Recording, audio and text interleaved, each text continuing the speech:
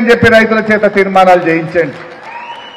Next, ఇంకా ఆయన దగ్గర నగదు ఉంటేనే బెల్ట్ షాప్లలో ఇస్తున్నాడు. అవునా? అందుకే మా అక్కల కష్టాలు చూసి నగదు మా అక్క దగ్గర ఉంటే పిల్లల చదువులు, ఇంటి ఖర్చులు, పండుగ పూట చుట్టం వస్తే ఇంత మంచి సెట్ చూడడానికి ఉంటది. అందుకే ప్రతి నెల 1వ తారీఖు నాడు ప్రభుత్వ ఉద్యోగికి జీతం వచ్చినట్టుగా ప్రతి నెల 1వ తారీఖు నాడు ఆడబిడ్డల ఖాతాలో 2,500 రూపాయలు ప్రతి నెల ఆడబిడ్డల ఖాతాలో వేయాలని కాంగ్రెస్ పార్టీ నిర్ణయం తీసుకున్నది. పడ్డాయా అమ్మ 2,500 పడ్డాయా? ఏమన్నాడు? ప్రతి నెల ఆడబిడ్డ ఖాతాలో డిసెంబర్ నెల నుంచి 2,500 రూపాయలు వేస్తా అన్నాడు. ఇప్పుడు 4 నెలలు అయింది.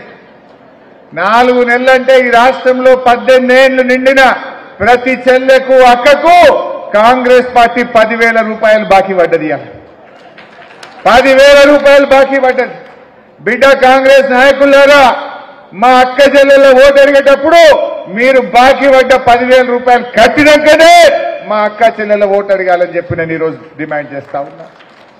ఇది మాట చెప్పడం కాదా? ఇది మోసం కాదా? ఎవరిని చూసినా మోసమే చేసింది. రైతులకు మోసం, మహిళలకు మోసం, పేదలకు మోసం చేసింది కాంగ్రెస్ పార్టీ. ఇవాళ 2,500 అన్నారు, అక్క చెల్లెలకు మోసం చేసింది. ఇంకా గొప్పగా చెప్పిండు ఆడ బెల్ట్ షాపులు ఉన్నాయని. బీఆర్ఎస్ గవర్నమెంట్ ఉండగా సంవత్సరానికి ఎక్సైజ్ ఆదాయం 19,000 కోట్లు ఉండే. మొన్న వీళ్ళ బడ్జెట్లు ఎంత పెట్టిండ్రంటే 25,000 కోట్లు పెట్టిర్రు. అంటే ఇంకా 6,000 కోట్లు ఆడికెళ్ళొస్తాయి బిడ్డ. అంటే ఇంకిన్ని బెల్ట్ షాపులు పెడతావు, ఇంకిన్ని బార్ షాపులు పెడతావు, ఇంకింత ఎక్కువ తాగిస్తేనే కదా నీ ఆదాయం పెరిగేది. మరి ఆనాడు కేసీఆర్ను తిట్టినావు.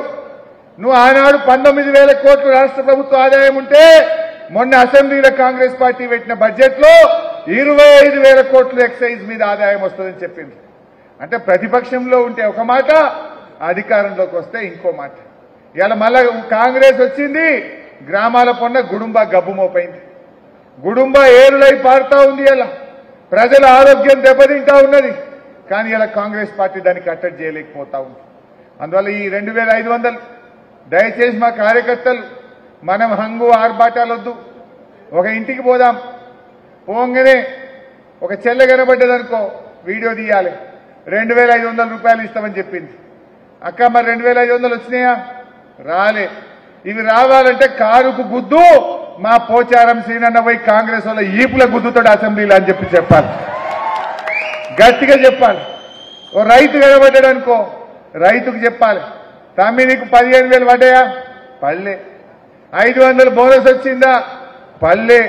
ఇక మరి కాంగ్రెస్ వాడు మోసం చేసిండు, కారుకు గుద్దు, మరి ఆనాడు జరిగిన మోసాన్ని సరిదిద్దు అని చెప్పి ఇలా రైతులకు మనం చెప్పాల్సినటువంటి అవసరం ఉంది. ఇట్లా ప్రతి విషయంలో అడుగడుగున మోసమే. నెక్స్ట్, ఎంత వస్తుంది? 2,000 వస్తుంది కదా. వచ్చే నెల నీకు 4,000 నీ ఖాతాలో పడతాయి. వచ్చే నెల డిసెంబర్ 9 నాడు పెద్దమ్మ 2,000 కాదు, ఇందిరమ్మ రాజ్యం వచ్చి నీకు 4,000 రూపాయలు పెన్షన్ వస్తుంది. ఎవరు నడుకునే పని లేదు. ఇంతకుముందే సీన్ చెప్పింది. వచ్చిందా అవ్వ 4,000 వచ్చిందా? ఏమన్నాడు? డిసెంబర్ 9 నాడట. వచ్చే నెల డిసెంబర్ 9 నాడు 4,000 పెన్షన్ వస్తుందని ఎంత ముద్దుగా అబద్ధాలాడిండు, ఎంత ముద్దుగా అబద్ధాలాడిండు. ఈ అబద్ధాలు మాట్లాడిన రేవంత్ రెడ్డికి ఈ పార్లమెంట్ ఎన్నికల్లో అవ్వ తాతలందరూ కలిసి గుణపాఠం చెప్పాల్సినటువంటి అవసరం ఉంది. ఇవాళ 42,80,000 మంది ఆసరా పెన్షన్దారులు ఉన్నారు తెలంగాణలో. బీడీ కార్మికులు, వృద్ధులు, వితంతువులు, నేత కార్మికులు, గీత కార్మికులు, డయాలసిస్ పేషెంట్లు, ఎయిడ్స్ పేషెంట్లు, వికలాంగులు అందరు కలిపితే 42,80,000 మందికి కేసీఆర్ గారు పెన్షన్లు ఇచ్చారు. ఇవాళ 42,80,000 మందిని మోసం చేయలేదా? ఆనాడు కేసీఆర్ గారి ప్రభుత్వం 200 ఉన్న పెన్షన్ 2,000 ఇస్తానన్నాడు కేసీఆర్. ఏం చేసిండో మనకు తెలియదు. కానీ 1వ తారీఖు నాడు మొదటి వారంలో 2,000 రూపాయల పెన్షన్ ఇచ్చిండు మన కేసీఆర్. దివ్యాంగులకు 4,000 పెన్షన్ ఇస్తా అంటే దివ్యాంగులకు 4,000 పెన్షన్ ఇచ్చిండు. ఒకరు కాదు, ఇద్దరు కాదు, 6 లక్షల మంది వికలాంగులు ఉంటారు ఈ తెలంగాణలో. 6 లక్షల మందికి మరి ప్రతి నెల 4,000 రూపాయలు జీతం పడ్డట్టు ఇచ్చి ఆ వికలాంగులను కడుపులో పెట్టుకొని కాపాడుకున్నది కేసీఆర్ ప్రభుత్వం. ఈయన ఏమన్నాడు? వికలాంగులకు 6,000 ఇస్తా, అవ్వాతాతలకు 4,000 ఇస్తా అన్నాడు. వచ్చినాయి యాచలే. మరి మనం పోయి ఊర్లగా ముసలోళ్లకు వితంతురాళ్లకు అందరికీ మనం సంజాయించాలన్నా వద్దా? అంటే ఇవాళ ఒక్కొక్కరికి ఎంత బాకీ పడ్డది కాంగ్రెస్ పార్టీ? 4 నెలలంటే 4 నెలలు 8,000, నెలకు 2,000. 4 నెలలంటే ఒక్కొక్క పెన్షన్దారుడికి 8,000 రూపాయలు ఇవాళ కాంగ్రెస్ పార్టీ బకాయి పడ్డది. చెప్పాలి మనం అవ్వాతాతలకు, బీడీ కార్మికులకు ఎవరన్నా ఇచ్చిందా ఈ దేశంలో? బీడీ కార్మికులకు పెన్షన్ ఇచ్చిన ఒకే ఒక్క నాయకుడి భారతదేశంలో కేసీఆర్. ఏ కాంగ్రెస్ గవర్నమెంట్ బీడీ కార్మికులను పట్టించుకోలేదు. ఏ బీజేపీ రాష్ట్ర ప్రభుత్వం కూడా బీడీ కార్మికులకు ₹1 కూడా ఇవ్వలేదు. కానీ ఇలా కేసీఆర్ గారు ఇచ్చింది. అలాంటి బీడీ కార్మికులకు, పెన్షన్దారులకు ఈ కాంగ్రెస్ పార్టీ మోసాన్ని మీరు వివరించి మనం వీళ్ళకి గుణపాఠం చెప్పాలి. తప్పిపోయేవారైనా కాంగ్రెస్ పార్టీకి ఓ బీడీ కార్మికులు పెన్షన్దారుడో ఓటేసింది అనుకో, ఏమంటాడు రేవంత్ రెడ్డి?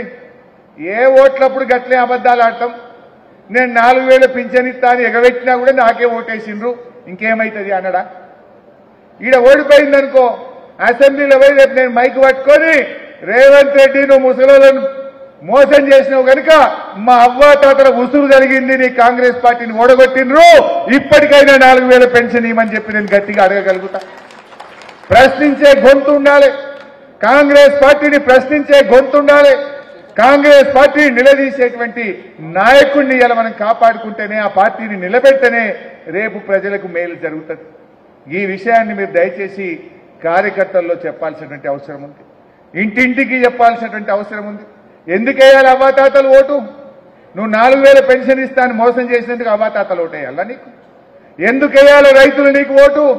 2 లక్షల రుణమాఫీ చేయకుండా, బోనస్ ఇవ్వకుండా మోసం చేసినందుకు నీకు రైతులు ఓటు వేయాలా? ఎందుకు వేయాలి మా అక్క చెల్లెలు నీకు ఓటు? 2,500 రూపాయలు మహాలక్ష్మి పేరు మీద ఇస్తా అని చెప్పినావు. నీ 6 గ్యారంటీల్లో మొదటి హామీ మహిళలకు 2,500 ఇచ్చేది. నీ మొదటి హామీనే మోసం చేసినావు. మహాలక్ష్మి పేరు మీద 2,500 ఇస్తా అని మహా మోసం చేసింది ఈ కాంగ్రెస్ పార్టీ. అందుకోసం మనం ఈరోజు గుణపాఠం చెప్పాల్సిన అవసరం ఉంది. నెక్స్ట్, సంవత్సరానికి ప్రతి రైతుకు ఎకరాకు 15,000 రూపాయలు రైతు భరోసా పథకం కింద ప్రతి రైతును ఆదుకునే బాధ్యత కాంగ్రెస్ పార్టీ తీసుకుంటుంది. అవి చాలా ఉన్నాయి. రైతు బంధు కేసీఆర్ గారు ఉండగా కరోనా లాంటి కష్టమైన సమయంలో 2 ఏళ్లు కరోనా వచ్చినా రైతు బంధు ఆగినాదే? ఆగిందా? కరోనా వచ్చినా ఇచ్చిండు. గౌరవనీయులు పెద్దలు పోచారం సీనన్న నాయకత్వంలో ఆ రోజు రైతుకు టెన్షన్గా 11 విడతల్లో 75,000 కోట్ల రూపాయలు రైతు బంధు కింద రైతులకు నగదు బదిలీ జరిగింది.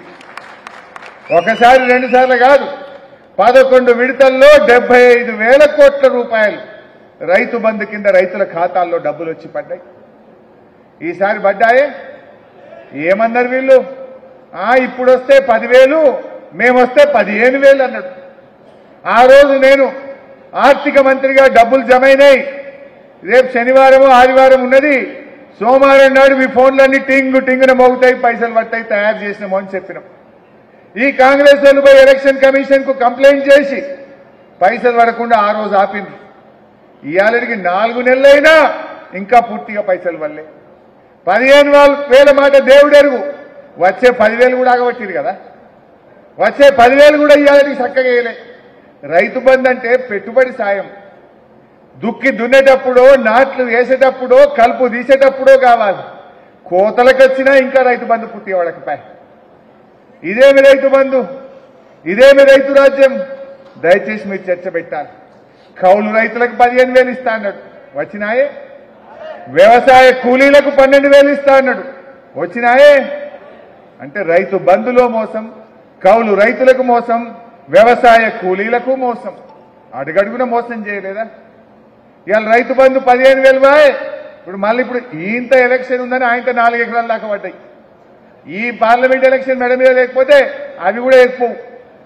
ఇది రోజు మేము తిట్టంగా అసెంబ్లీలో లొల్లి పెడితే ఇంత 4 ఎకరాలకు పడ్డాయి. వీళ్ళకు ప్రేమ బడా కాంట్రాక్టర్ల మీద ప్రేమ, పాపం బక్క చిక్కిన రైతుల మీద లేదు. వీళ్ళకు రైతు బంధిస్తలేరు కానీ పెద్ద కాంట్రాక్టర్లకు మాత్రం ఇవాళ ఫైనాన్స్ డిపార్ట్మెంట్ లో చెల్లింపులు జరుగుతూ ఉన్నాయి. ఎందుకు ఇవ్వవు రైతులకు? ఎందుకు రైతులంటే చిన్న చూపు? రైతుల ఓట్లు కావాలి, గద్దెనెక్కినాక మాత్రం నీకు కాంట్రాక్టర్లు కావాలనా? ఈ విషయం ఇవాళ మనం రైతుల్లో చర్చ పెట్టాల్సిన అవసరం ఉంది.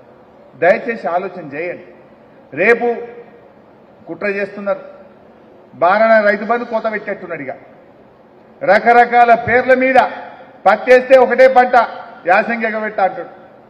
ఇట్లా రకరకాల కుట్ర చేసి రైతు బంధుకు రేపు పార్లమెంట్ ఎన్నికలైనాక కోతలు పెట్టే ప్రమాదం ఉన్నది. అందువల్ల రైతుల్ని చైతన్యపరచాలి. బీఆర్ఎస్ పార్టీ బలంగా